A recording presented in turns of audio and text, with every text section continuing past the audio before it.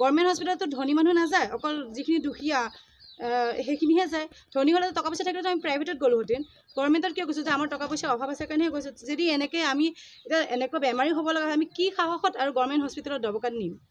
আৰু দবকা হস্পিটেলে আমাক কালি কথা পাতিবলৈ গৈছিলোঁ, ডক্টৰনীয়ে কয় নাই ইয়াত আপোনাৰ কথা পতা কোনো অথৰিটি নাই। এইটো আমি ডক্টৰ হয়, আমি কথা ক'ম, আপোনালোকে শুনিব লাগিব। এইটো কথা হ'ল নেকি কওকচোন? গভৰ্ণমেণ্টে কিয় দিছে যাতে আমি দুখীয়া মানুহখিনি আমি ইয়াত ট্ৰিটমেণ্ট কৰিব পাৰোঁ? তেওঁলোকেতো প্ৰাইভেটত গ'লে তেতিয়া বেলেগ কথা আছিলে যে আমাৰ টকা পইচা আছে, আমি প্ৰাইভেটত গৈছোঁ। গভৰ্ণমেণ্টত কিয় গৈছোঁ? আমাৰ দুখীয়া কাৰণে। যদি দুখীয়া মানুহৰ এনেকুৱা অৱস্থা হয়, কি বিশ্বাসত আমি নেক্সট টাইম দবকালৈ যাব পাৰিম? সেইটোৱে লাগে। ইয়াত চৰকাৰক এটাই আহ্বান কৰিছে, এইটো যিজন ডক্টৰ আছিলে সেই ডিউটি টাইমত তেওঁ ডিউটি হেমাহি কৰাৰ কাৰণে চিষ্টাৰক দিছে, চিষ্টাৰে অনাৰীক দিছে। এইটো যাতে নেক্সট টাইম নহয়, এই ডক্টৰজনৰ বিষয়ে বিহিষ্ট ব্যৱস্থা ল'ব লাগে। এইটোৱে আমাৰ আবেদন থাকিলে, আৰু ক্ষতিপূৰণ দিব লাগিব। কাৰণ মানুহজনীটো এতিয়া বাচ্ছাটোলৈ একো কাম বন কৰিব নোৱাৰে, ঘৰখনত যে আৰ্থিক অৱস্থা দুৰ্বল হয়, আৰ্থিক অৱস্থাটো ইমান শোচনীয় নহয় যে তেওঁক ভাল আগত গৈ পেলাই তেওঁ ট্ৰিটমেণ্ট কৰিব।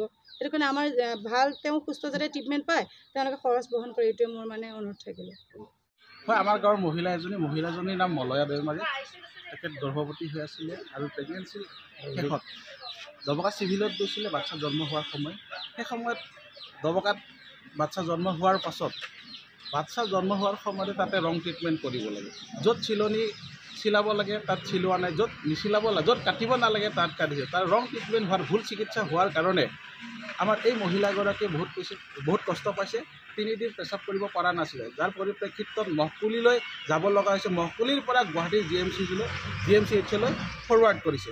GMCHৰ পৰা এতিয়া ঘৰলৈ আহিছে। ঘৰত অহাৰ পিছত ৰিপৰ্ট লৈ আমি দবকাৰ চিকিৎসালয়ত গৈছিলোঁ। চিকিৎসালয়ত লগ পোৱাৰ পিছত যি ইনচাৰ্জ দায়িত্বত আছিলে সেই ইনচাৰ্জজন ডি হাজৰিকা, সেইজন বৰ্তমান লিভ লৈছে 20-30 দিনৰ কাৰণে।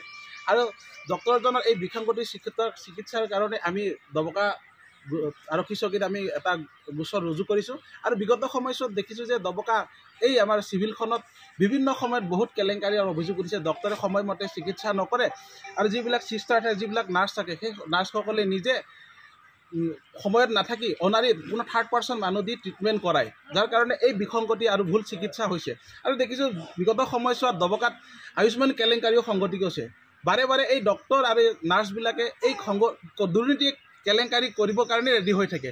মানুহক দুখীয়া শ্ৰেণীক ভাল চিকিৎসা প্ৰদান কৰাৰ কাৰণে তেওঁলোকে কোনো সময়ত প্ৰস্তুত হৈ নাথাকে। গতিকে এই বিষয়ত সম্পূৰ্ণ বিষয়ে আমি জইণ্ট ডাইৰেক্টৰ আৰু হোজাই জিলা উপায়ুক্তৰ হস্তক্ষেপ বিচাৰিছোঁ। আৰু এই যে চিকিৎসকৰ বিৰুদ্ধে আমি উচিত ব্যৱস্থা ল'বলৈ জিলা উপায়ুক্তৰ ওচৰত আমি আবেদন জনাইছোঁ। চিকিৎসকজন কোন আছিলে? ডি হাজৰিকা।